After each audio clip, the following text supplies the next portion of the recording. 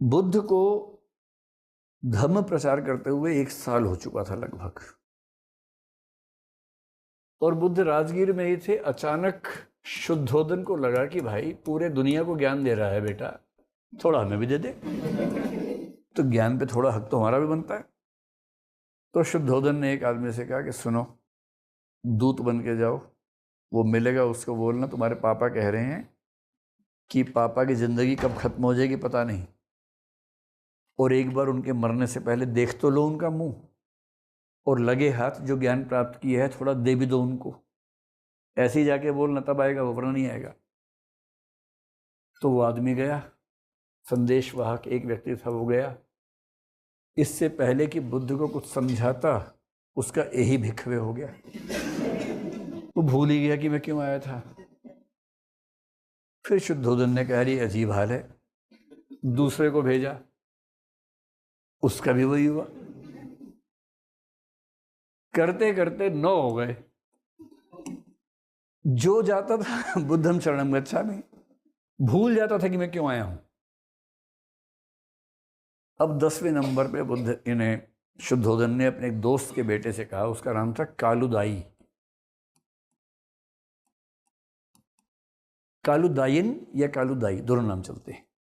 उससे कहा, देख बेटा, मैं जानता हूं कि तुम लौट के नहीं आओगे, मत आना, पर जाते ही प्रभावित होने से पहले उसको बोल देना कि पापा याद कर रहे हैं और पापा मरने वाले हैं, एक बार उनसे मिल ले, थोड़ा ज्ञान दे दो उनको। बोला जी मैं ऐसे करूँगा। जाते उसे बोल दिया पापा मरने वाले, जल्दी जाके उनसे मिल लो, इससे पहले कि मेरा भी हो जाए। तो बुद्ध ने कहा, अरे यार ये इन्होंने बताया नहीं, कम वक्त तो नहीं आए थे, इसलिए आ रहे थे लोग। बुझ रहे कपिल वस्तु से बहुत लोग आ रहे हैं आजकल। बुद्ध ने कहा, अरे पिताजी का आदेश है तो जाना ही होगा।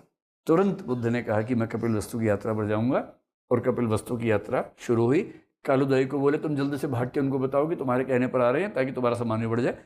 कालुदाई भाग के गया, शुद्धोधन को बताया कि आ रहे हैं, मैंने कह दिया था, और पिता बहुत खुश हो गए। अब बुद्ध पहुंचे अपने शिष्यों के साथ कपिल वस्तु। कपिल वस्तु के बाहर एक उद्यान है, उस उद्यान का नाम है निग्रोधा उद्यान।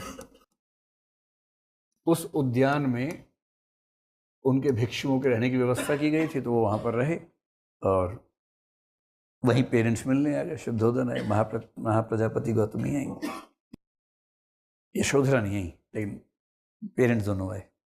और वो बुद्ध को देख के इतना खुश कि एकदम ज्ञान जैसे चेहरे से बरस रहा हो, औदात्य, सौंदर्य, गदगद हो गए। उससे बात की थोड़ी देर और गदगद हो गए कि कितना, मतलब भाई अपने बच्चे को इतना ऊपर देखना किसको अच्छा नहीं लगेगा। उसके बाद तय हुआ कि मैं कल सुबह महल में आऊंगा और सब लोगों से मिलूंगा। शुद्धोधन बहुत खुशी, कल मेरा बेटा मेरे महल में, मेरे घर में आएगा, इतने दिन से मैं बाट जोह रहा था, इंतजार कर रहा था। सुबह हुई, सुबह सुबह बुद्ध उठे और अपने ही शहर के घरों में जाके भीख मांगने लग गए। भिक्षाम देहि। अब जिससे भीख मांगे उसकी ऐसी तैसी हो जाए कि मैं क्या दूंगा इनको। इधर शुद्धोधन को खबर मिली कि बेटा भीख मांग रहा है, बाप राजा है, बेटा अपने ही इलाके में भीख मांग रहा है। तो बाप भागा भागा गया, तो पकड़ा, बोले क्या कर रहे हो? बोले आप क्या कर रहे हो यहाँ? यहाँ आप क्यों आ गए? मैं तो आऊंगा ही घर पे। बोले बेटा हमारे इतने बुरे दिन नहीं आए हैं कि भीख मांगनी पड़े। बोला आप कहाँ मांग रहे हैं? मांग तो मैं रहा हूं। तो बुद्ध ने कहा हमारी वंश परंपरा है पिताजी। बोले कौन सी वंश की परंपरा है? बोले बुद्ध वंश की बात कर रहा हूँ, आपके वंश की बात नहीं कर रहा हूँ। हमारे बुद्ध वंश की परंपरा है कि व्यक्ति किसी भी स्तर पे हो, उसको भिक्षा मांग के जीवन जीना होता है। शुद्धोधन बोले यार जीवन भर मांग लेना, आज तो मत मांगो, मेरा सम्मान तो रखो। बोले मैं आपको इसी झूठे सम्मान के भाव से मुक्त करना चाहता हूं। ये भाव कि बेटा भीख मांगेगा तो मेरा सम्मान खत्म हो जाएगा, यही बंधन का कारण है। जब तक इन मिथ्या चीजों को दिल से बाहर नहीं निकालोगे आपको मुक्ति नहीं मिलेगी। तब बाप को समझ में आया कि बेटा है तो ज्ञानी, कुछ भी कहो। तब कहा अरे भाई मैं तुम्हारे तरह कब सोच पाऊंगा। तो बुद्ध ने कहा अभी तो आप जाइए, मैं थोड़ी देर में आता हूँ महल में, और हमारी दिनचर्या है, ये पूरी करके आता हूँ। उसके बाद बुद्ध पहुंचे महल में। महल में सब मिले, बहुत मन से मिले, लेकिन यशोधरा नहीं आई। कैसे आएगी? कोई सेल्फ रिस्पेक्ट नाम की चीज़ होती है कि नहीं होती है? भाई छोड़ के तुम भागे, मिलने हम आएंगे, ये कोई बात हुई? ध्यान रखना है, ये बुद्ध चरित्र की बात चल रही है अभी। बुद्ध चरित्र में बुद्ध बिना बताए चले गए थे, अम्बेडकर जी की हम बात करके गए हैं, है ना? तो बुद्ध चरित्र के बेस से बात चल रही है। यशोधरा नहीं है, तो बुद्ध ने पूछा यशोधरा कहाँ है? मैसेज भिजवाया गया, तो वहाँ से जवाब आया, किसी को मिलने की ज़रूरत हो तो मुझसे मिलने के लिए आ सकता है। अब देख रहे, इसको बोलते हैं उपालंभ, उलाहना। अरे हम कौन हैं तुम्हारे लिए? अरे बड़े लोग, बड़ी बातें। जब ऐसी बात लोग करते हैं ना, प्यार में मीठी छुरियाँ जब चलाते हैं, तब ऐसा करते हैं। जैसे किसी को 5 बजे का टाइम दिया, पहुँचे 8 बजे घूमते हुए, और सामने वाला घड़ी देख रहा है आपको दिखा दिखा के, आप कह रहे सॉरी, वो कह रहे नहीं हम तो छोटे लोग हैं, आप बड़े लोग हैं भाई, आप आ गए यही गनीमत है, आप आए, हम इसी में जन्नत महसूस करते हैं। आपने हमारे कुटिया को आज पवित्र कर दिया आके। वो कह रहे अरे माफ़ कर दो। नहीं माफ़ क्या, अरे 7 पीढ़ी तक याद रखेंगे कि आप आए थे हमारे। ये जो खेल है इसको बोलते हैं उपालंभ या उलाहना। मीठी चोट, चाकू नहीं मारना है, गाली नहीं देनी है, लेकिन मीठी मीठी चोट करते रहना, ताकि थोड़ा गुस्सा तो निकले किसी तरह से, शांति तो मिले। तो कह रहे जिसको मिलना आ जाए, हमें कौन पूछता है।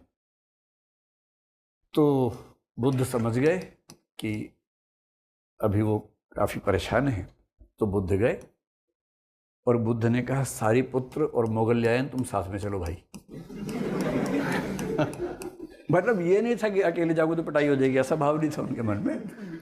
उनके मन में भाव ये था कि वो बहुत परेशान हैं, अपसेट होगी तो हो सकता है कि बहुत रोए, तो अगर वो मुझे छू भी ले रहे होते समय तो आप परेशान, क्योंकि बौद्ध परंपरा में भिक्षुओं के लिए वर्जित है, छू नहीं सकते किसी, कोई पुरुष किसी महिला को।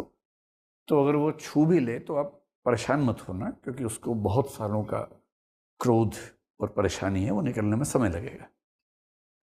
खैर बुद्ध गए, जैसा स्वाभाविक था वैसा ही हुआ। वो उसके बुद्ध के पैर पकड़ के रोने लगी जोर जोर से, बहुत गुस्से में कि कहाँ चले गए थे, क्यों चले गए थे, बताया क्यों नहीं, ये सब बातें हुई। और रोते रोते अचानक उसे देखा कि 2 लोग और खड़े हुए हैं। ऐसे टाइम पे किसी को लेके जाना अच्छी बात थोड़ा है, लेकिन पर बुद्ध को भी लगा होगा कि ठीक है थोड़ा जल्दी गुस्सा कंट्रोल हो जाएगा, वरना पता नहीं गुस्सा कहाँ तक जाए। तो देखा कि वो दोनों साथ में ससुर भी खड़े हुए हैं, शुद्धोधन भी आ गए थे पीछे पीछे। अब ससुर के सामने तो फिर खट से उठ के पल्लू बल्लू किया उसने, कैसे रो इनके सामने। तो बुद्ध ने कृतज्ञता व्यक्त की, माफ़ी भी मांगी कि मैं आपको बता नहीं पाया, उस तरह की बातें हुई। उसके बाद बुद्ध सीढ़ियों से नीचे उतरे, और जब सीढ़ियों से नीचे उतरे तो यशोदा से भेंट हो गई, राहुल से भेंट करवाएंगे। बुद्ध सीढ़ियों से जब नीचे उतरे तो राहुल को यशोधरा ने तैयार किया, या राहुल अब समझ लीजिए 7-8 साल का बच्चा है, सुंदर से तैयार किया, अच्छे से तैयार किया, और नीचे दिखाया कि वो जो देख रहे हो ना साधु अंकल, वो तुम्हारे पापा हैं। मतलब वो जो साधु हैं, श्रमण हैं, वो तुम्हारे पापा हैं। तो उसने कहा लेकिन मेरे पापा तो शुद्धोधन हैं। बोले नहीं, वो तुम्हारे बाबा हैं, दादाजी हैं। क्योंकि तुमने कभी पापा को देखा ही नहीं होश संभालने के बाद, तो तुम्हें लगता है कि वो तुम्हारे पापा हैं। नहीं, वो बाबा है, दादाजी। ये तुम्हारे पिताजी हैं, और ये बहुत बड़े व्यक्ति हैं। तुम इनके पास जाओ, अपना हक मांगो इनसे, अपना उत्तराधिकार मांगो, अपना हिस्सा मांगो। नेगेटिव सेंस में नहीं कह रही है, अच्छी सेंस में कह रही है। तो राहुल नीचे आ गया, और राहुल पापा के पीछे पीछे घूमे जहां पापा जाए। बुद्ध ने देखा तो बुद्ध ने भी चिकोटी काटी एक आध बार, प्रेम किया, और राहुल पीछे पीछे चलता जा रहा है। अब जब सब कुछ हो गया, बुद्ध बाहर जाने लगे। वो बोला मेरी बात तो सुनो। बुद्ध बोले हाँ बताओ।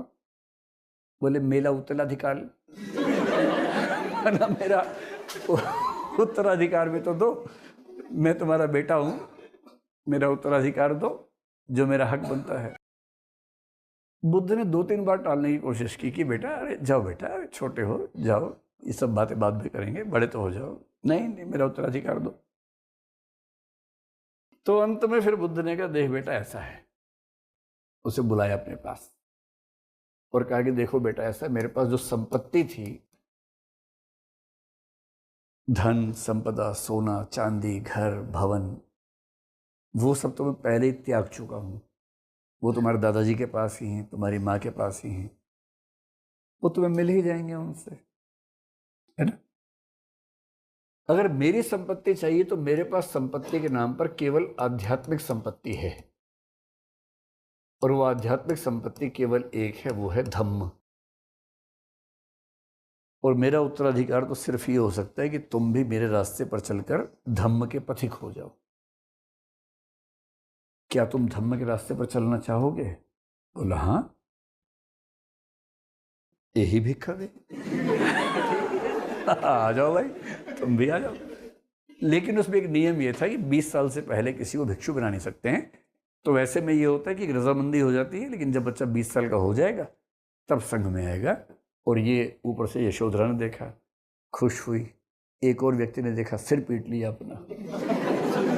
शुद्धोधन उसको लगा मूल के साथ ब्याज भी हाथ से निकल गया कि भाई पहले मूल चला गया था, अब इसको बुलाया घर पे, ब्याज भी लेके चला गया। ये कैसा है?